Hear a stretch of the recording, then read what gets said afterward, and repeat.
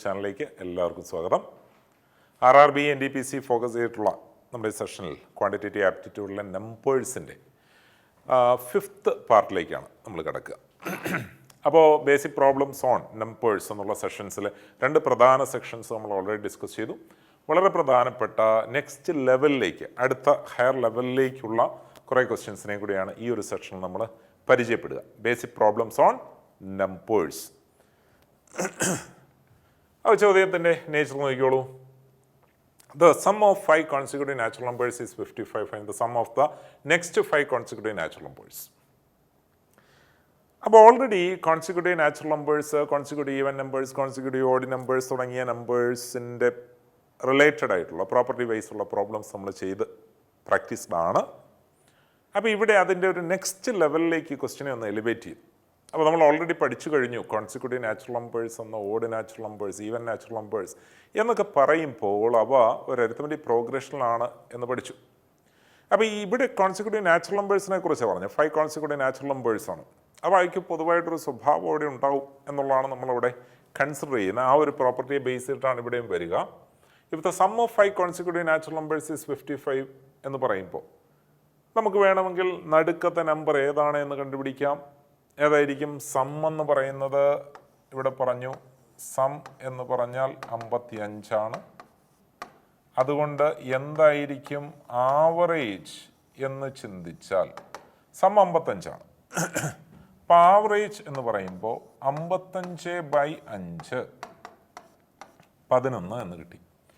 5 consecutive natural നമ്പേഴ്സിൻ്റെ average 11 എന്ന് കിട്ടിക്കഴിഞ്ഞാൽ നമുക്ക് മനസ്സിലായി ആ സംഖ്യകൾ 3, 4, 5 എന്ന് കൊടുത്തു. അപ്പോൾ നടുക്ക് വരുന്നത് 11. അപ്പോൾ ഇതിന് ശേഷം വരുന്ന സംഖ്യ 12, ഇതിന് ശേഷം 13 എന്ന് വെച്ച് കഴിഞ്ഞാൽ ആവറേജ് ആണ് നടുക്ക് വരുന്നത് എന്നുള്ള കോൺസെപ്റ്റ് ഇതാണ് നമ്മൾ അപ്ലൈ ചെയ്യുന്നത് കേട്ടോ.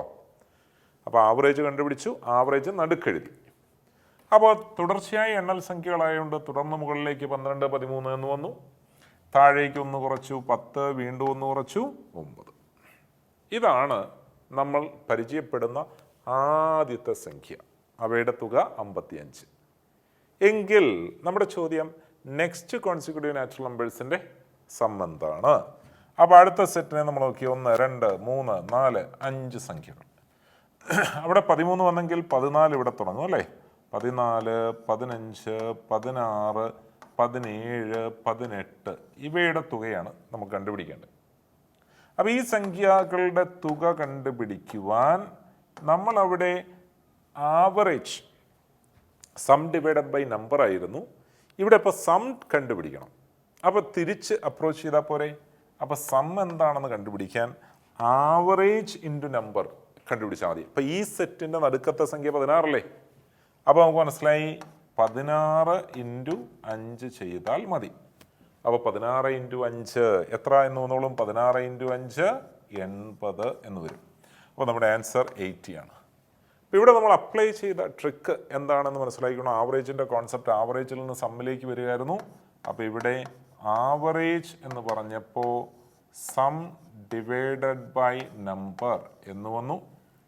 അതുകൊണ്ട് തന്നെ സം എന്താണ് എന്ന് കണ്ടുപിടിക്കണമെങ്കിൽ അത് ആവറേജ് ഇൻറ്റു നമ്പറാണ് എന്ന് മനസ്സിലാക്കണം. അപ്പോൾ അത് തിരിച്ചും മറിച്ചും നമുക്ക് അപ്ലൈ ചെയ്യാം. ഇല്ലല്ലോ? അപ്പോൾ ആവറേജ് എന്ന് പറയുന്നത് സം ഡിവൈഡ് ബൈ നമ്പറാണ്. Sum of observations divide by number of observations. അപ്പോൾ നേരെ തിരിച്ച് സം എന്താണ് എന്ന് ചോദിച്ചാൽ ആവറേജ് ഇൻറ്റു n ആണ്. അപ്പോൾ നമ്മൾ പറഞ്ഞു കോൺസിക്യൂട്ടീവ് നാച്ചുറൽ നമ്പേഴ്സ് ഒക്കെ പറഞ്ഞാൽ അവയുടെ ആവറേജ് എന്ന് പറയുന്ന നടുക്കത്തെ സംഖ്യ ആയിരിക്കും എന്നുള്ളത് പഠിച്ചു. ഓക്കെ. അപ്പോൾ അങ്ങനെയെങ്കിൽ ഇതാ ഈ ഒരു ചോദ്യം നോക്കിക്കോളൂ. അപ്പോൾ അതിനു മുമ്പ് നമുക്ക് ഈ നമ്മളിപ്പോൾ ഓൾറെഡി ചെയ്ത ക്വസ്റ്റ്യനെ നമുക്ക് മറ്റ് ഏത് തരത്തിൽ അപ്രോച്ച് ചെയ്യാം എന്നുള്ളതും കൂടെ ഇവിടെ കൺസിഡർ ചെയ്തോണം.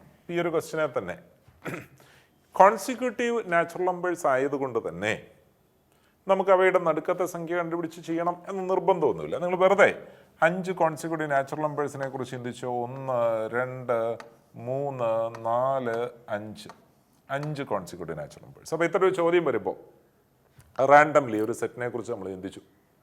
എവിടുന്നെങ്കിലുമുള്ള 5 കോൺസിക്യൂട്ടീവ് നാച്ചുറൽ നമ്പേഴ്സ് തുടർന്ന് വരുന്ന 5 കോൺസിക്യൂട്ടീവ് നാച്ചുറൽ നമ്പേഴ്സ് തമ്മിലുള്ള ഒരു ഡിഫറൻസിൽ ഒരു സ്ഥിരതയുണ്ടോ എന്നുള്ളതാണ് നമ്മൾ നോക്കുക.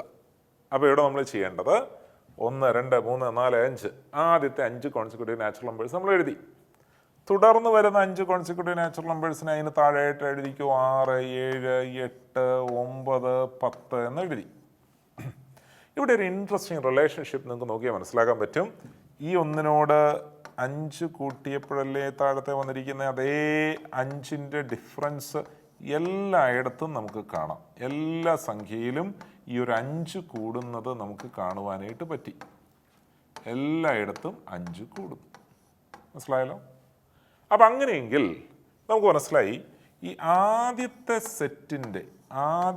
സെറ്റിൻ്റെ സമ്മ് എക്സ് ആണ് എന്ന് കരുതുക. കിട്ടിയോ?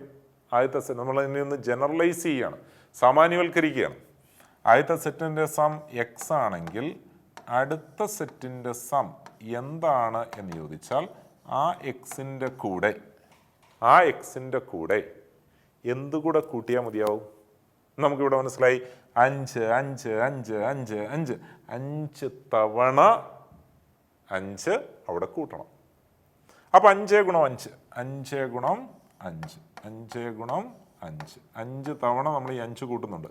അഥവാ എക്സ് പ്ലസ് 25 കൂട്ടിയാൽ മതിയാവും. എക്സ് പ്ലസ് 25 അല്ലേ? 25 എക്സിനോട് കൂട്ടിയാൽ മതിയാവും. അപ്പോൾ എന്താ ഇതുകൊണ്ടപ്പോൾ പ്രയോജനം? നമുക്കപ്പോൾ ഇവിടെ മനസ്സിലായി ഈ എക്സ് എന്ന് പറയുന്നത് നമ്മുടെ ചോദ്യത്തിൽ അത് ഫസ്റ്റ് കോൺസിക്യൂട്ടീവ് നാച്ചുറൽ നമ്പേഴ്സ് എന്നൊന്നുമില്ല കേട്ടോ. ഇവിടുത്തെ ജനറൽ പ്രിൻസിപ്പിൾ എന്ന് പറയുന്നത് ഇത്രയേ ഉള്ളൂ. ഏത് 5 കോൺസിക്യൂട്ടീവ് നാച്ചുറൽ നമ്പേഴ്സിൻ്റെ സമ്മും എക്സ് ആണെങ്കിൽ തുടർന്ന് വരുന്ന 5 കോൺസിക്യൂട്ടീവ് നാച്ചുറൽ നമ്പേഴ്സിൻ്റെ സം കണ്ടുപിടിക്കാൻ എളുപ്പമാണ്. ആ കിട്ടിയ എക്സിനോട് 25 കൂട്ടിയാൽ മതിയെന്ന്. അപ്പോൾ ഈ കിട്ടിയിരിക്കുന്ന എക്സ് 55 ആണെങ്കിൽ ഇത് നമുക്ക് മനസ്സിലായി 55 പ്ലസ് 25 ആണ്. അത് 80 എന്ന് കിട്ടും. 80 എന്ന് കിട്ടും. കിട്ടിയല്ലോ? അപ്പോൾ ഈ രീതിയിൽ നമുക്ക് പെട്ടെന്ന് തന്നെ ഇത്തരം ക്വസ്റ്റ്യൻസിനെ ക്യാച്ച് ചെയ്യാം. അപ്പം അങ്ങനെയാണെങ്കിൽ ഈ ഒരു ക്വസ്റ്റ്യൻ നോക്കിയോ. If the sum of 7 consecutive odd natural numbers is 77, find the sum of the next 7 consecutive odd natural numbers. അപ്പോൾ ഇവിടെ കോൺസിക്യൂട്ടീവ് ഓഡ് നാച്ചുറൽ നമ്പേഴ്സ് ആണ്. Odd natural numbers. അപ്പോൾ നമ്മൾ ഇങ്ങനെ കൺസിഡർ ചെയ്തോണം. ആദ്യത്തെ ഓഡ് നാച്ചുറൽ നമ്പേഴ്സ് 1, 3, 5, 7, 9, 11 ഇത്രയല്ലേ? 7 കോൺസിക്യൂട്ടീവ് ഓഡ് നാച്ചുറൽ നമ്പേഴ്സിന് 13 കൂടെ വരും. 13. അപ്പോൾ ഇവയുടെ സമ്മ് എക്സ് ആണെങ്കിൽ ഇവയുടെ സം എന്ന് പറയുന്നത് എക്സ് എന്ന് നമ്മൾ സങ്കല്പിച്ചാൽ അടുത്ത സെറ്റ് എന്താ? അടുത്ത നമ്മളപ്പോൾ മനസ്സിലാക്കണം ഓഡ് നാച്ചുറൽ നമ്പേഴ്സ് ആയതുകൊണ്ട് അടുത്ത വരിക 15, 17, 19, 21, 23, 25. ഓരോ സ്ഥലത്തും കൂടുന്നത് 14 വീതമാണ് എന്ന് മനസ്സിലാക്കണം. ഓരോ സ്ഥലത്തും 14 വീതമാണ്. അപ്പോൾ കുറച്ചുകൂടെ നമ്മളപ്പോൾ ഇതിനെ ഒന്ന് അടുത്ത് മനസ്സിലാക്കിയാൽ എന്താണ് ഈ 14 എന്ന് മനസ്സിലാക്കാൻ പറ്റും. എന്താണ് ഈ 14? നമുക്ക് മനസ്സിലായി. ഇവിടെ 2 കൂടി 2 കൂടി 2 കൂടി 2 കൂടി 2 കൂടി വീണ്ടും 2 കൂടെ കൂടിയപ്പോഴല്ലേ വന്നേ. ഈ 14 എന്ന് പറയുന്നത് 2 ടൈംസ് ഓഫ് 7 ആണ്. എന്താ 2 എന്ന് പറയുന്ന ഇവ തമ്മിലുള്ള വ്യത്യാസം. എന്താ 7? എത്ര അക്കങ്ങളുണ്ട് എന്നുള്ളത്. ക്ലിയർ ആയോ? അപ്പം അങ്ങനെ 14 14 14 എത്ര തവണ 14 കൂടും? 7 തവണ 14 കൂടും. അപ്പോൾ നമ്മളിവിടെ നിന്ന് സൂക്ഷിച്ച് നോക്കുക. ഇതൊരു അരിത്മെറ്റിക് പ്രോഗ്രഷൻ ആണ് അല്ലേ? ഈ പ്രോഗ്രഷനിലെ കോമൺ ഡിഫറൻസ് ആണ് 2. കോമൺ ഡിഫറൻസിനെ നമ്മൾ ഡി എന്ന് ഡിനോട്ട് ചെയ്യും കേട്ടോ. കോമൺ ഡിഫറൻസ് എന്ന് പറയുന്നത് 2 ഇവിടെ. എന്തുകൊണ്ടാണ്? ഇത് ഓഡ് നാച്ചുറൽ നമ്പേഴ്സ് ആയതുകൊണ്ടാണ്. 7 എന്ന് പറയുന്ന ഇവിടുത്തെ എണ്ണമല്ലേ, എത്ര അക്കങ്ങളെക്കുറിച്ചാണ് നമ്മൾ ഡീൽ ചെയ്യുന്നത് എന്നുള്ളതാണ്. അപ്പോൾ ഇതും എൺ തന്നെ. അപ്പോൾ ചുരുക്കി പറഞ്ഞാൽ ഇവിടെ നമുക്ക് പറയാം sum of the next numbers എന്ന് പറഞ്ഞു കഴിഞ്ഞാൽ അത് x plus D N square ആയിരിക്കും. ഇതൊരു പൊതു തത്വമായിട്ട് നമുക്കിവിടെ എടുക്കാം. ഇത്തരം ചോദ്യങ്ങൾ വരുന്നിടത്തൊക്കെ നമുക്കിതിനെ ഒരു പൊതു തത്വമായിട്ട് എടുക്കാം. അപ്പോൾ സമ്മ് എക്സ് ആണെങ്കിൽ അടുത്ത സെറ്റിൻ്റെ തുടർന്ന് വരുന്ന അത്രയും സെറ്റിൻ്റെ സം എന്ന് പറയുന്നത് X plus D N square എന്നായിരിക്കും. അപ്പോൾ ഈ ഒരു തന്ത്രം വെച്ചുകൊണ്ട് നമ്മളിവിടെ ചിന്തിച്ചു കഴിഞ്ഞാൽ നമുക്കിവിടെ മനസ്സിലായി ഫസ്റ്റ് സം എന്ന് പറയുന്നത്, ഇപ്പോൾ ഫസ്റ്റ് സം എന്ന് പറഞ്ഞിരിക്കുന്നത് 77 ആണ്. അപ്പോൾ സെക്കൻഡ് സം, അതായത് sum plus D N square എന്ന് നമ്മളോട് ഇവിടെ പറയുക 77 പ്ലസ് ഡി എന്ന് പറയുന്നത് 2 ആണെന്ന് പറഞ്ഞു.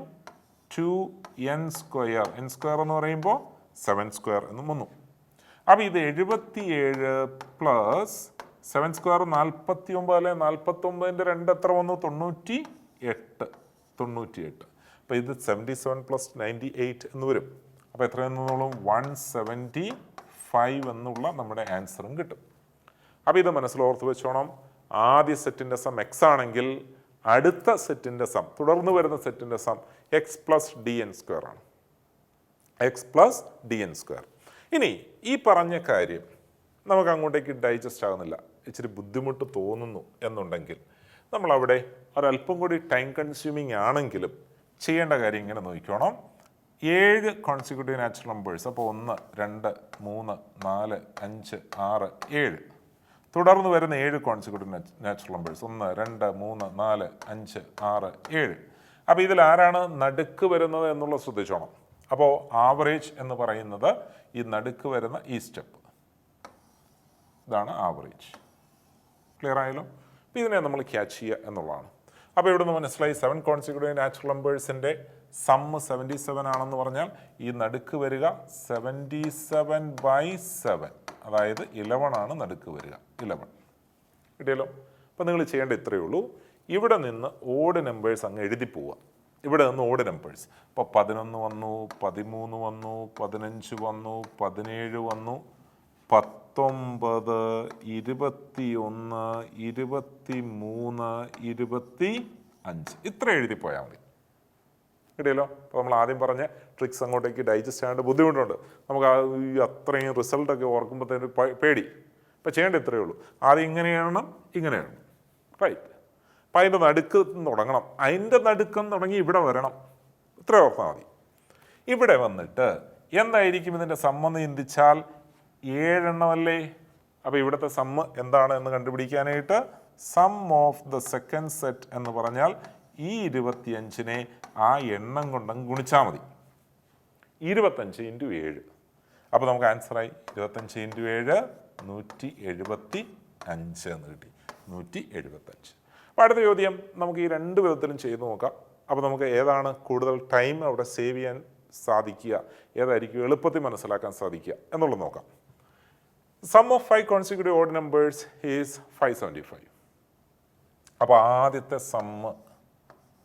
ആദ്യത്തെ സം എന്ന് പറഞ്ഞാൽ സം 1 എന്ന് അതിനെ വിളിച്ചു. സം 1 എക്സ് ആണെങ്കിൽ സം 2 എന്താണ് എന്നുള്ളതാണ് നമുക്ക് കണ്ടുപിടിക്കേണ്ടത്. ദാറ്റ് മീൻസ് ദ സെക്കൻഡ് സെറ്റിൻ്റെ. അപ്പോൾ X plus D N square ഓർത്ത് വെച്ചോണം. X plus D N square.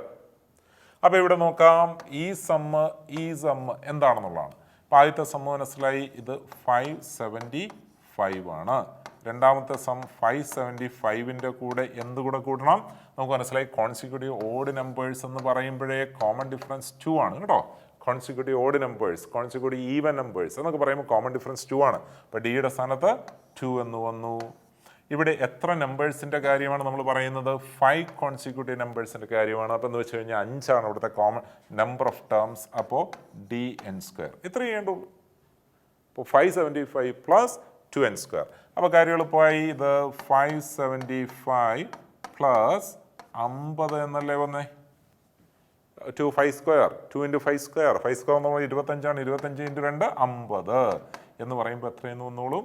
അപ്പോൾ ഇത് കൂട്ടി 625 എന്ന് നമുക്ക് കിട്ടി. അപ്പോൾ നമ്മുടെ സം 625. എളുപ്പമല്ലേ? അപ്പോൾ ആ റിസൾട്ട് ഒന്ന് ഓർത്ത് വെച്ച് കഴിഞ്ഞാൽ എളുപ്പത്തിൽ കൊണ്ടുവരാം.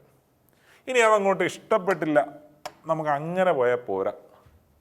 നമുക്ക് ഇച്ചിരി കൂടെ ഒന്ന് എളുപ്പമാക്കണം. ഇച്ചിരി സമയമൊക്കെ കൊടുക്കാൻ ഞാൻ തയ്യാറാണ്. എന്നാൽ ഇത്രയും കഷ്ടപ്പെടാതെ ഇത് ഈ റിസൾട്ട് ഒന്ന് ഓർത്ത് വെക്കാതെ എന്തെങ്കിലും വഴിയുണ്ടോ എന്ന് ചിന്തിച്ചു. അപ്പോൾ നമുക്ക് 1 2 3 4 5 വരച്ചു. 1 2 3 4 5 താഴെയും വരച്ചു. നടുക്കത്തെ ആളെ പിടിച്ചു. ഇവിടെ നിന്ന് തുടങ്ങി ഇവിടെ എത്തണം. അപ്പോൾ ഇവിടെ മനസ്സിലായി 5 കോൺസിക്യൂട്ടീവ് ഓഡ് നമ്പേഴ്സിൻ്റെ സം 575 പറഞ്ഞു. അപ്പോൾ അതുകൊണ്ട് ഈ നടുക്കത്തെ നമ്പർ ആരായിരിക്കും എന്ന് ചിന്തിച്ചാൽ 575/5. അപ്പോൾ മനസ്സിലായി 1 1 5. ഇവിടെയോ ഡിവൈഡ് ചെയ്യുമ്പോൾ കിട്ടുക 1 1 5. അപ്പോൾ നമുക്ക് ഇവിടെ എഴുതി 1 1 5. കോൺസിക്യൂട്ടീവ് ഓഡ് നമ്പേഴ്സ് ആണ്. അപ്പോൾ 1 1 7, 1 1 9, 1 2 1, 1 2 3, 1 2 5. അവിടെ എത്തി. അപ്പോൾ ഇതിൻ്റെ സം എന്താണ് എന്ന് ചിന്തിച്ചാൽ 125 ഇൻറ്റു 5. അപ്പോഴാണ് നമുക്ക് 625 എന്നുള്ള നമ്പർ കിട്ടുക, സം കിട്ടുക. So that is 625. അപ്പോൾ ഈ ഒരു ടൈപ്പ് ക്വസ്റ്റ്യൻസിനെ ഇങ്ങനെ നമുക്ക് അപ്രോച്ച് ചെയ്യാം. മറ്റൊരു മോഡൽ നമുക്കിവിടെ കൺസിഡർ ചെയ്തോളൂ. അപ്പോൾ ഈ കോൺസിക്യൂട്ടീവ് സംസിൻ്റെ നമ്പേഴ്സിൻ്റെ സംസ് എന്നുള്ളതിന് പകരം ഇവിടെ മറ്റൊരു ഫോമിൽ വരുന്ന question, if the difference between 2 digit number and the number formed by reversing, വളരെ പ്രധാനപ്പെട്ട ഫ്രീക്വൻ്റ്ലി ടെസ്റ്റഡ് ആയിട്ടുള്ള ഒരു മോഡലാണ് കേട്ടോ. Formed by reversing its digits is 45, find such largest number. അപ്പോൾ difference between a 2 digit number and the number formed by reversing its digits, ഒരു 2 digit number തിരിച്ചിട്ട് കുറച്ചാൽ 45 കിട്ടും. അങ്ങനത്തെ വലിയ നമ്പർ ഏതാണെന്നുള്ള കാര്യം വളരെ simple. Find such largest number. 67 തിരിച്ചിട്ടാൽ 76 പോകും, നെഗറ്റീവായി പോകും അല്ലേ, നെഗറ്റീവായി പോകും. അപ്പോൾ 67 അത്തരത്തിലെ വലിയ നമ്പറേ അല്ല. ഓക്കെ, 67 അത്തരത്തിലെ വലിയ നമ്പറേ അല്ല. അപ്പോൾ ഇതല്ലാന്ന് പിടികിട്ടി. 87 തിരിച്ചിട്ട് നോക്കി, 78 കുറച്ച് നോക്കി. അപ്പോൾ 78ഉം 87ഉം ആയിട്ടുള്ള ഡിഫറൻസ് 9 ആണ്. നമുക്ക് 45 വരണം. അപ്പോൾ അതുമല്ല. അപ്പോൾ 91 നമ്മൾ തിരിച്ചിട്ട് നോക്കി, 91 19 തിരിച്ചിടുമ്പോൾ. അപ്പോൾ ഇത് കുറച്ച് കഴിഞ്ഞാൽ 72 എന്ന് വരുവേ. നമുക്ക് 45 വേണ്ടത്. അപ്പോൾ അതുമല്ല ഉത്തരം.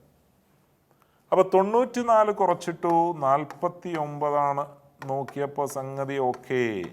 ഇവയുടെ ഡിഫറൻസ് 45. അതുകൊണ്ട് ഇതാണ് ഉത്തരം. ഇത്രയേ വേണ്ടൂ. കാര്യം വളരെ സിമ്പിളല്ലേ. എന്നാൽ അതിൻ്റെ ഒരു ബ്യൂട്ടി ഉണ്ട്, ആ ഒരു ക്വസ്റ്റ്യൻ ഒരു ബ്യൂട്ടി ഉണ്ട്. അപ്പോൾ നമുക്ക് അതിലേക്ക് കൂടെ കടക്കാം. അതിലേക്ക് കൂടെ കടന്നു കഴിഞ്ഞത് 1 സെക്കൻഡ് അപ്രോച്ച് തന്നെയാണ്. അപ്പോൾ ഇപ്പം ചെയ്തത് കുഴപ്പമൊന്നുമില്ല, നമുക്ക് ഇങ്ങനെ ചെയ്താൽ മതി, കിട്ടിയല്ലോ. അപ്പോൾ നമുക്ക് അതിനധികം സമയമൊന്നും കൂടെ ചിലവാക്കേണ്ടി വന്നില്ലല്ലോ. അപ്പോൾ ഇങ്ങനെ പ്രോബ്ലംസ് ചെയ്ത് വരുമ്പോൾ നമ്മൾ അതിൻ്റെ ചില കള്ളിലേക്ക് നമ്മൾ കിടക്കും. അപ്പോൾ എന്തായിരിക്കും അവിടെ ഉദ്ദേശിച്ചിരിക്കുന്നത് എന്നുള്ളത് നമുക്ക് പിടികിട്ടും. അപ്പോൾ ഇവിടെ തന്നെ നമ്മൾ മനസ്സിലാക്കേണ്ട കുറേ പ്രധാനപ്പെട്ട കാര്യങ്ങൾ ഇവിടെയുണ്ട്. എങ്ങനെയാണ് ഒരു 2 അക്ക സംഖ്യയെ സങ്കല്പിക്കുക ഓൾജിബ്രൈക്കലി? അപ്പോൾ നമ്മുടെ 2 ഡിജിറ്റ് നമ്പർ നമ്മളോട് പറഞ്ഞിരിക്കുന്ന 2 ഡിജിറ്റ് നമ്പറിനെ നമുക്ക് എങ്ങനെ സങ്കല്പിക്കാം എന്ന് ചോദിച്ചാൽ അതിനെ 10x + y എന്ന് വേണം സങ്കല്പിക്കാൻ. പ്രധാന പോയിന്റ്. ഒരു 2 അക്ക സംഖ്യയെ ആൾജിബ്രൈക്ക് ഓപ്പറേഷൻസ് ഒക്കെ ചെയ്യുവാനായിട്ടുള്ള സൗകര്യത്തിന് വേണ്ടി നമ്മൾ സങ്കല്പിക്കേണ്ടത് 10x + y എന്ന്. എന്തുകൊണ്ട് അങ്ങനെ പറഞ്ഞേ? ഇപ്പോൾ നമ്മളൊരു സംഖ്യ എടുത്തു 43. ഈ 43 എന്നുള്ള സംഖ്യ നമ്മൾ ഇങ്ങനെ എഴുതും അല്ലേ, ഇങ്ങനെ എഴുതും. ഇങ്ങനെ എഴുതുമ്പോൾ ആർക്കും സംശയമില്ല, നമ്മളത് വായിക്കുക 43 കിട്ടിയല്ലോ. എന്നാൽ XY എന്ന് എഴുതിയെന്ന് കരുതുക. ഇതെന്താണ് നമ്മൾ മനസ്സിലാക്കുക? അതൊരു 2 അക്ക സംഖ്യയാണെന്നാണോ എക്സിൻ്റെയും വൈയുടെയും കൂടെ ഗുണനഫലം എന്നാണോ മനസ്സിലാക്കുക? അപ്പോൾ അവിടെയാണ് പ്രശ്നം. അപ്പോൾ അവിടെ നമുക്ക് മനസ്സിലായി, ഈ ഒരു സമ്പ്രദായത്തിൽ നമുക്ക് മനസ്സിലായി 43 അങ്ങനെ ചേർത്തെഴുതിയാൽ 4 10 3 ഒറ്റയാണെന്ന്, 3 1 അപ്പം 43. അപ്പോൾ അവിടെ അതിൻ്റെ ഒരു പ്ലേസ് വാല്യൂ കൂടെ അവിടെ കൊടുത്തു. അപ്പോൾ അതാണ് ഇവിടെ നമ്മൾ ചെയ്തത്. 10x + y ആണ് ഇസ് നമ്പർ എന്ന് നമുക്ക് മനസ്സിലായി. അപ്പോൾ ഈ 10x + y ആണെങ്കിൽ അത് വെച്ച് നമ്മളിനി കൺസിഡർ ചെയ്യുമ്പോൾ ഇത് തിരിച്ചിട്ടപ്പോൾ, so that's a new number, it's formed by reversing digits. അപ്പം number formed by reversing digits. അപ്പോൾ നമുക്ക് നമ്പേഴ്സിൻ്റെ ഡിജിറ്റ്സ് റിവേഴ്സ് ചെയ്തത് കൊണ്ട് കിട്ടിയ നമ്പറിനെ നമുക്ക് കൊടുത്താൽ അത് 10y + x എന്ന് വരും. 10y + x. ഇവിടെ പറഞ്ഞത് ഇവ തമ്മിലുള്ള ഡിഫറൻസ്. അപ്പോൾ ഇതിൽ നിന്ന് ഇത് കുറച്ചു എന്ന് കരുതുക. ഈ നമ്പറിൽ നിന്ന് ഈ നമ്പർ കുറച്ചു. അതൊന്ന് സൂക്ഷിച്ച് നോക്കിയേ, നമുക്ക് മനസ്സിലായി 10x എന്ന് x കുറയ്ക്കാം. അപ്പോൾ അത് 9x എന്ന് വരും, 9x എന്ന് വന്നു. ഇവിടെ വൈയിൽ നിന്ന് വേണം 10y കുറയ്ക്കാം, അപ്പോൾ -9y എന്നും വരും. അപ്പോൾ ഇവിടെ ഇതിനെ എടുത്തു കഴിഞ്ഞാൽ 9 × x - y എന്ന് വരില്ലേ? അപ്പോൾ അതൊരു പ്രധാന അണ്ടർസ്റ്റാൻഡിങ് ആണ്. എന്ത്? ഒരു സംഖ്യ തിരിച്ചിട്ട് സബ്ട്രാക്ട് ചെയ്താൽ കിട്ടുന്ന ഡിഫറൻസ് എപ്പോഴും 9ൻ്റെ മൾട്ടിപ്പിൾ ആയിരിക്കും. നോട്ട് ചെയ്ത് വെച്ചോണം. The difference between a 2-digit number and the number formed by reversing its digits is always a multiple of 9. More clearly, it is 9 times the difference between the digits. 9 times the difference between the digits. അപ്പോൾ അത് not ചെയ്തോണം. അപ്പോൾ ഇവിടെ നമ്മോട് പറഞ്ഞു ആ difference 45 ആണ്. അപ്പോൾ എന്താ അതുകൊണ്ട് പ്രയോജനം? അത് 45 ആണെന്നുണ്ടെങ്കിൽ എക്സ് മൈനസ് വൈ 5 ആണെന്നല്ലേ. അപ്പം ഇങ്ങനൊരു ഡേറ്റ തന്നാൽ അതിനെ 9 കൊണ്ട് ഡിവൈഡ് ചെയ്തു. അപ്പോൾ കിട്ടുന്ന സംഖ്യ ആ സംഖ്യയിലെ അക്കങ്ങൾ തമ്മിലുള്ള വ്യത്യാസമായിരിക്കും. അപ്പം നമ്മളോട് ഇവിടെ പറഞ്ഞിരിക്കുന്നു എക്സ് മൈനസ് വൈ 5 ആകുന്ന വലിയൊരു നമ്പറിനെ കണ്ടുപിടിക്കണം. ഇപ്പം ഇത്രയേ ഉള്ളൂ. അപ്പോൾ എക്സ് മൈനസ് വൈ 5 ആകുന്ന വലിയ ഒരു 2-digit നമ്പറിനെ കണ്ടുപിടിക്കണമെങ്കിൽ എക്സിന് നമ്മൾ 9 എന്ന് കൊടുത്തു. അപ്പോൾ വൈ എന്തായാൽ മതി? അതായത് 9നോട് എന്ത് കുറച്ചാൽ 5 ആകും എന്നുള്ളതാണ്. അപ്പോൾ വൈക്ക് എന്തെന്ന് കൊടുക്കാം? 4 എന്നും കൊടുക്കാം. അപ്പോൾ നമുക്ക് മനസ്സിലായി നമ്മുടെ നമ്പർ എന്താ? 94. അപ്പോൾ ഈ പ്രധാന പോയിന്റ് അപ്പോൾ മനസ്സിലാക്കി വെച്ചോണം. ഒരു 2 അക്ക സംഖ്യ തിരിച്ചിട്ട് സബ്ട്രാക്ട് ചെയ്ത് കഴിഞ്ഞാൽ അത് ഒരു രസകരമായിട്ടുള്ള കാര്യമല്ലേ. കുറേ 2 അക്ക സംഖ്യകൾ എഴുതി നോക്കുക, എന്നിട്ട് അവയൊക്കെ തിരിച്ചിട്ട് സബ്ട്രാക്ട് ചെയ്തു. അപ്പോൾ കിട്ടുന്ന ആ ഡിഫറൻസ് എപ്പോഴും 9ൻ്റെ മൾട്ടിപ്പിൾ ആയിരിക്കും. അപ്പോൾ 9 times the difference between the ഡിജിറ്റ്സുമായിരിക്കും. അപ്പോൾ ഈ ഒരു ഐഡിയയിൽ നിന്നുകൊണ്ട് ഈ ഒരു ക്വസ്റ്റ്യനെ ചിന്തിച്ചേ. Sum of the digits of a 2-digit number is 10. അപ്പോൾ ഒരു നമ്പറിലെ അക്കങ്ങളുടെ തുക 10 ആണ് തന്നിരിക്കുന്നത്. When the digits are reverse the number decreased by 54. അപ്പോൾ നമ്പർ തിരിച്ചിട്ടപ്പോൾ ഡിക്രീസ്ഡ് ബൈ 54. 54 എന്ന് പറഞ്ഞു കഴിഞ്ഞപ്പോൾ നമുക്ക് മനസ്സിലായി 54/9 6ആണ്. അപ്പോൾ നമുക്ക് കാര്യം പിടികിട്ടി.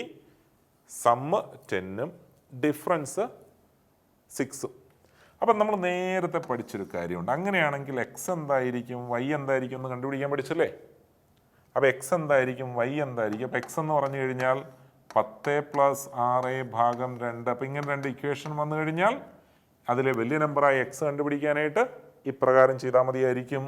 അതിലെ ചെറിയ നമ്പറായ വൈ കണ്ടുപിടിക്കാൻ 10 - 6/2. അപ്പോൾ 10 - 6/2 എന്ന് വെച്ചാൽ 4/2 2 വന്നു. അപ്പോൾ ഇനി വളരെ പ്രധാനപ്പെട്ട കാര്യം എന്താണ് നമ്മുടെ നമ്പർ എന്ന് ചിന്തിച്ചാൽ എക്സ് വൈ എന്നാണെങ്കിൽ നമ്പർ 82 എന്നായി, ഇത് 28 എന്നുമായി കിട്ടിയോ. ഇതിലേതാണ് നമുക്ക് വേണ്ടതെന്നാണ് കേട്ടോ, ശ്രദ്ധിച്ചോണം. അപ്പോൾ ചോദ്യത്തിന് ശ്രദ്ധിക്കൂ. ഫൈൻഡ് ദ ചേഞ്ച്ഡ് നമ്പർ എന്നുള്ളതാണ് നമുക്ക് വേണ്ടത്. ഫൈൻഡ് ദ ചേഞ്ച്ഡ് നമ്പർ, മാറ്റം വന്ന നമ്പർ. അത് തിരിച്ചിട്ട് കിട്ടിയ result. The sum of digits ഇത്രയും. When the digits are reverse the number decreases by 54. അപ്പോൾ നമുക്ക് മനസ്സിലായി ചെറിയ നമ്പർ ഇതായിരുന്നു പഴയ നമ്പർ, ഇതാണ് പുതിയ നമ്പർ. ക്രെഡിറ്റ്. അപ്പോൾ ഈ 82 എന്നുള്ളത് ഇനിഷ്യൽ നമ്പറും ഇതാണ് ഇവിടുത്തെ ഇനിഷ്യൽ നമ്പർ, ഇതാണ് ഇവിടുത്തെ ചേഞ്ച്ഡ് നമ്പർ. ഇതാണ് ഇവിടുത്തെ ചേഞ്ച്ഡ് നമ്പർ. അപ്പോൾ ഇനീഷ്യൽ നമ്പർ, ഇത് ചേഞ്ച്ഡ് നമ്പർ. അപ്പോൾ നമുക്ക് ചേഞ്ച്ഡ് നമ്പറിനെയാണ് വേണ്ടത് എന്നുള്ളതുകൊണ്ട് 28. അപ്പോൾ ഈ ഒരു ക്വസ്റ്റ്യൻ നമ്മളിപ്പോൾ പറഞ്ഞ കോൺസെപ്റ്റ്സ് ഒക്കെ മനസ്സിലാക്കി കഴിഞ്ഞാലും ചിലർ ഈ പറഞ്ഞ ഫസ്റ്റ് 82 കണ്ട ഓപ്ഷനിലുണ്ട്, അതിൽ ചെന്ന് പെടും. അപ്പോൾ അവിടുന്ന് നമ്മുടെ ചോദ്യം എന്താണ് ഉദ്ദേശിച്ചിരിക്കുന്നത്, ചേഞ്ച്ഡ് നമ്പർ ഏതാണ് എന്നാണ് ചോദിച്ചിരിക്കുന്നത് എന്നുള്ള പ്രത്യേകം ശ്രദ്ധിച്ചോണം. അവിടെ തെറ്റാതെ ഈ ഒരു ക്വസ്റ്റ്യൻ നോക്കി. Sum of the digits 9. അപ്പോൾ നമ്മോട് പറഞ്ഞു സം ഓഫ് ദ ഡിജിറ്റ്സ്. അപ്പോൾ 2 അക്കങ്ങളുടെ തുക 9. And digits gets reverse the number decreases by 45. അപ്പോൾ ഉടനെ മനസ്സിലായി 45നെ 9 കൊണ്ട് ഡിവൈഡ് ചെയ്തോണം. ഏത് ഈ 9 അല്ല കേട്ടോ, അത് നമ്മൾ 9 times of x minus y എന്ന് വന്നില്ലേ, അതാണ് 45. അതുകൊണ്ട് നമ്മൾ അവിടെ നിന്ന് മനസ്സിലായി അത് 45/9 5 എന്നും കിട്ടി. അപ്പോൾ അങ്ങനെയാണെങ്കിൽ എക്സ് കണ്ടുപിടിക്കാൻ പിടികിട്ടി. അപ്പോൾ എക്സ് എന്ന് പറയുമ്പോൾ 9 + 5 14/2 7. വൈ എന്താണ് എന്നുള്ളതിനെക്കുറിച്ച് ചിന്തിച്ചു. അപ്പോൾ 9 - 5 4/2 2. അപ്പോൾ നമ്മുടെ ഇനിഷ്യൽ നമ്പർ എന്ന് പറയുന്നത് initial number changed number or decreased number. Changed number ഇവയെ കണ്ടുപിടിക്കുകയാണ്. Initial number. അപ്പോൾ ചേഞ്ച്ഡ് എന്ന് പറഞ്ഞിരിക്കുന്നത് ദ നമ്പർ ഡിക്രീസസ് എന്ന് പറഞ്ഞിരിക്കുന്നതുകൊണ്ട് ചെറുത് എന്നുള്ളത് ചേഞ്ച്ഡ് ആണെന്നും വലുത് ഇനിഷ്യൽ ആണെന്നും അറിയാം. ആകെപ്പടി ഈ 7 2 ഉപയോഗിച്ച് ഉണ്ടാക്കാവുന്ന 2 സംഖ്യകളെ കുറിച്ച് ചിന്തിച്ചാൽ മതി. അപ്പോൾ പഴയ നമ്പർ 72 പുതിയ നമ്പർ 27. അപ്പോൾ നമ്മുടെ ആൻസർ ഏത് വന്നോളും 27 എന്ന് വന്നു. അപ്പോൾ ആ ചേഞ്ച്ഡ് നമ്പറിനെയാണ് നമുക്കിവിടെ ക്യാച്ച് ചെയ്യേണ്ടത്. അടുത്ത ക്വസ്റ്റ്യൻ നോക്കിയേ. The sum of a 2-digit number and the number formed obtained by reversing its digits is a square. മറ്റൊരു ട്രിക്കി ക്വസ്റ്റ്യൻ വന്നു. സം ആണിത് കേട്ടോ. അപ്പോൾ നമ്മൾ പഠിച്ച പ്രകാരം ഒരു 2-digit നമ്പറിനെ നമ്മൾ അസ്യൂം ചെയ്യുക 10x + y എന്നാണ് അല്ലേ. ഇത് തിരിച്ചിട്ടു എന്ന് നമ്മൾ അസ്യൂം ചെയ്യുന്നത് 10y + x എന്നുമാണ്. അപ്പോൾ ഇവയെ തമ്മിൽ കൂട്ടുന്നതായിട്ട് സങ്കല്പിച്ചോ. ഇത്തരത്തിലുള്ള 2 സംഖ്യകളുടെ സമ്മിൻ്റെ സ്വഭാവം എന്തായിരിക്കും എന്ന് ചിന്തിച്ചപ്പോൾ 10x-ഉം x-ഉം കൂടെ കൂട്ടിയപ്പോൾ 11 വന്നു. 10y-യും y-യും കൂടെ കൂട്ടിയപ്പോഴും 11y എന്ന് വന്നു. അപ്പോൾ ചുരുക്കി പറഞ്ഞാൽ 11 പൊതുവായിട്ട് ഇങ്ങനെ പുറത്തെടുക്കാം.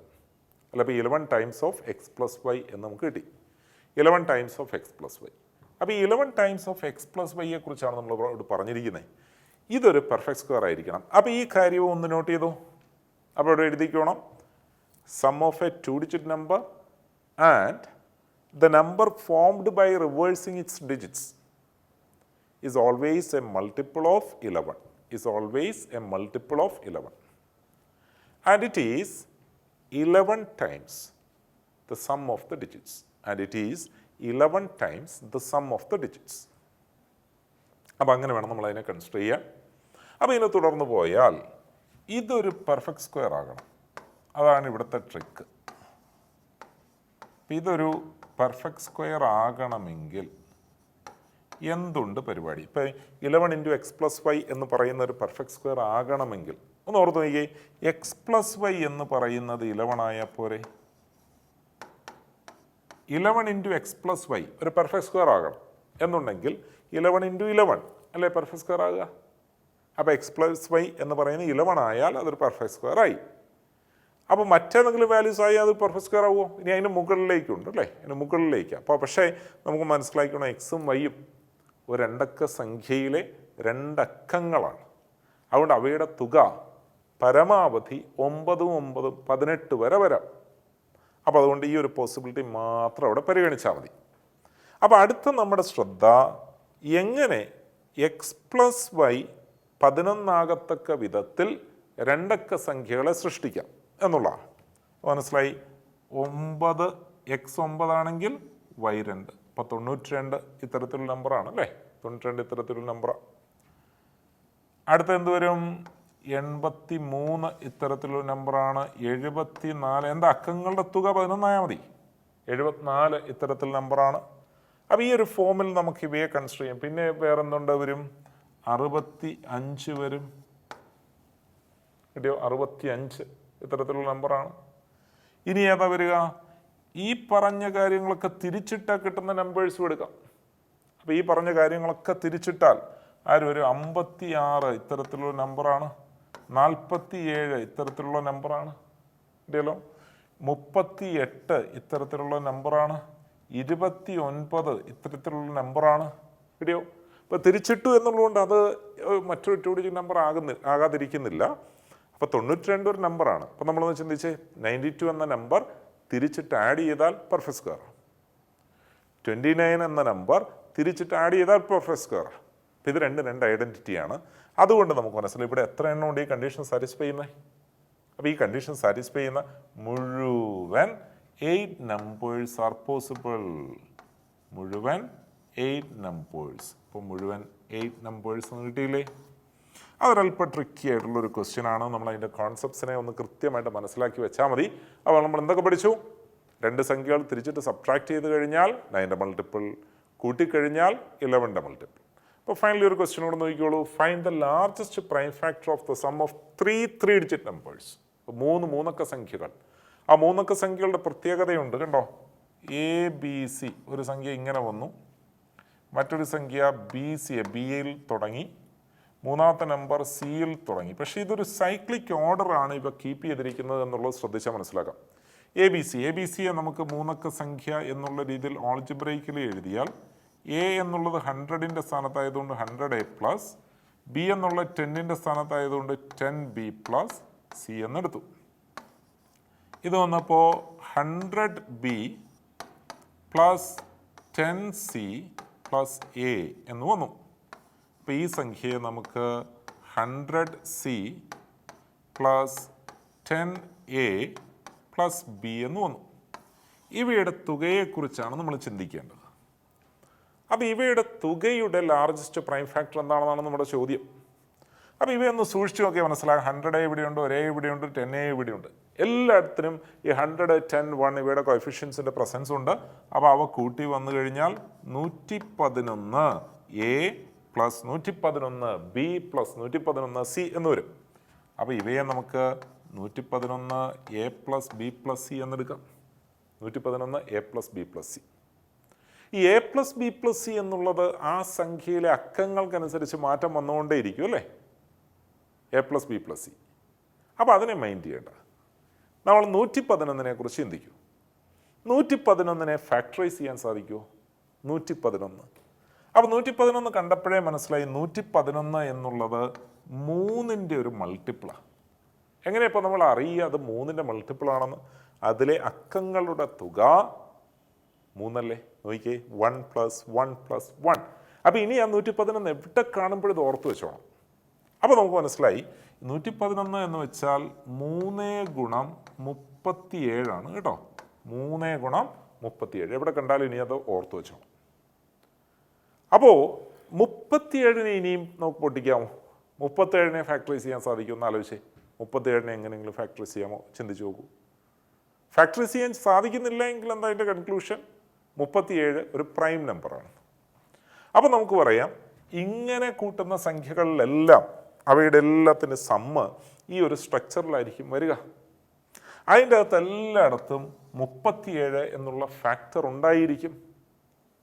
എയും ബിയും സിയും എന്ത് വായിക്കൊള്ളട്ടെ, അത് ഈ 37നെ തോൽപ്പിക്കില്ല. കാര്യം എയും ബിയും സിയും നമ്മൾ പറഞ്ഞ സംഖ്യയിലെ 3 അക്കങ്ങളാണ്. അപ്പോൾ അവ പരമാവധി 9, 9, 9 ഒക്കെ ആകാമെന്നല്ലേ ഉള്ളൂ. അപ്പോൾ നമുക്ക് അവിടെ നിന്ന് മനസ്സിലായി 9 പ്ലസ് 9 പ്ലസ് 9 വന്നപ്പോഴത്തെ പോലെ 27 വരൂ. ഇതിനൊക്കെ താഴെയാണ് അല്ലേ, അത് പ്രൈമോ അല്ല, റൈറ്റ്. അപ്പോൾ അതുകൊണ്ട് നമുക്ക് ഇവിടെ നിന്ന് മനസ്സിലാക്കണം ഇത്തരം ചോദ്യങ്ങളിൽ അവയുടെ ലാർജസ്റ്റ് പ്രൈം ഫാക്ടർ ഏതാണെന്ന് ചോദിച്ചാൽ 37. അപ്പോൾ ഇത്തരം ചോദ്യങ്ങൾ നമ്മൾ ഡിസ്കസ് ചെയ്യുന്ന അവസരത്തിൽ നിങ്ങൾക്ക് മിക്സ്ഡ് ആയിട്ടുള്ള ഫീലായിരിക്കും വരിക. ചിലർക്ക് ആ കോൺസെപ്റ്റ് അങ്ങോട്ടേക്ക് പിടികിട്ടുന്നില്ല, ഒത്തിരി കോംപ്ലക്സ് ആയിട്ട് ഫീൽ ചെയ്യുന്നു, വലിയ ബുദ്ധിമുട്ട് തോന്നുന്നു. ഈ സംഖ്യകളെ ഇങ്ങനെ ഓൾജിബ്രൈക്കലി എക്സ്പാൻഡ് ചെയ്യുന്നതിൻ്റെ അകത്തൊരു ബുദ്ധിമുട്ട് ഫീൽ ചെയ്യുന്നു. അപ്പോൾ നമ്മൾ അവിടെ മനസ്സിലാക്കേണ്ടതെന്ന് വെച്ച് കഴിഞ്ഞാൽ നിങ്ങൾക്ക് ടോട്ടലി സ്ട്രെയിഞ്ച് ആയിട്ടുള്ളൊരു കോൺസെപ്റ്റ് ആയിരിക്കാം ഈ ഒരു ചോദ്യം നിങ്ങളുടെ മുമ്പിലേക്ക് കൊണ്ടുവരുന്നത്. അപ്പോൾ ഇറ്റ്സ് ആൻ ഓപ്പർച്യൂണിറ്റി, നമ്മൾ അതിനൊന്ന് മനസ്സിലാക്കുകയാണ് കേട്ടോ. ഇനി നമുക്കവിടെ വലിയ ആഴത്തിലേക്കൊന്നും പോകണമെന്നൊന്നുമില്ല. നിങ്ങൾക്ക് ഇത്തരം ഒരു ചോദ്യം നിങ്ങളുടെ മുമ്പിൽ ഇനി വന്നാൽ 37 ഉത്തരം എന്ന് ഓർത്തു വെക്കരുതോ. ആ ഒരു പരിചയം ഉണ്ടാക്കിയെടുക്കുക. അല്ലാതെ ഇതുപോലെ ഇനിയും വ്യത്യസ്തമായ ധാരാളം ക്വസ്റ്റ്യൻസ് വരുമ്പോൾ അവിടെയൊക്കെയും സ്വന്തമായിട്ട് ചിന്തിച്ച് ആൻസറിലേക്ക് എത്താൻ പറ്റണം എന്നുള്ള ഒരു സർക്കസിലേക്കൊന്നും കടക്കണ്ട. നമ്മൾ ട്രൈ ചെയ്യുക, പ്രിപ്പയർ ചെയ്തുകൊണ്ടിരിക്കുക, ഓട്ടോമാറ്റിക്കലി നമ്മൾ ആ ഒരു ട്രാക്കിലേക്ക് വന്നോളും. അല്ലാതെ നമുക്ക് മാത്സൊക്കെ കുറച്ച് ബുദ്ധിമുട്ടാണ്, ഇത് ഫോളോ ചെയ്യാണ്ട് വലിയ പാടൊക്കെയാണ് എന്നുള്ളത് കണ്ടുകൊണ്ട് നമ്മളോട് ടെൻഷനൊന്നും അടിക്കേണ്ട. അപ്പോൾ നമ്മളിങ്ങനെ ആലോചിച്ചാൽ മതി, ഓക്കെ ഇനി ഇങ്ങനൊരു ചോദ്യം വന്നു, എൻ്റെ ഇടയ്ക്ക് പറഞ്ഞ എന്താണെന്നൊന്നും എനിക്ക് പിടികിട്ടിയില്ല, പക്ഷേ ഇതിൻ്റെ ഉത്തരം 37 മതി. അത്രയെങ്കിലും നമുക്ക് അതിൽ നിന്ന് കിട്ടില്ല ഇൻപുട്ട്. അപ്പോൾ മനസ്സിലായിക്കോണം. അപ്പോൾ പയ്യെ പയ്യെ പയ്യെ കുറേ പ്രോബ്ലംസ് ചെയ്യുമ്പോൾ നമുക്ക് പിടികിട്ടി, ഓക്കെ എന്തുകൊണ്ടത് അങ്ങനെയായി എന്നുള്ളതിനെക്കുറിച്ച് നമുക്ക് ചിന്തിക്കാൻ പറ്റും. അപ്പോൾ ഡിഫറെൻറ്റ് ഫോംസ് ഓഫ് നമ്പേഴ്സ്, അതിലെ വളരെ പ്രധാനപ്പെട്ട കോൺസെപ്റ്റുകളാണ് നമ്മൾ ഈ ഒരു സെഷനിൽ, ഈ 3 സെഷനുകളിലൂടെ നമ്മൾ ഡിസ്കസ് ചെയ്തിട്ടുള്ളത്. ഇനി നമുക്ക് സ്പെസിഫിക് ആയിട്ട് ഓരോ ഡിഫറെൻറ്റ് ടൈപ്സ് ഓഫ് നമ്പർ ഗ്രൂപ്പ്സിനെ അടുത്ത് പരിചയപ്പെടണം, അവയുടെ പ്രോപ്പർട്ടിയെ മനസ്സിലാക്കണം, ആ ഗ്രൂപ്പ്സിനെ അടിസ്ഥാനമാക്കിയിട്ടുള്ള പ്രോബ്ലംസിലേക്ക് നമുക്ക് കടക്കുകയും ചെയ്യണം.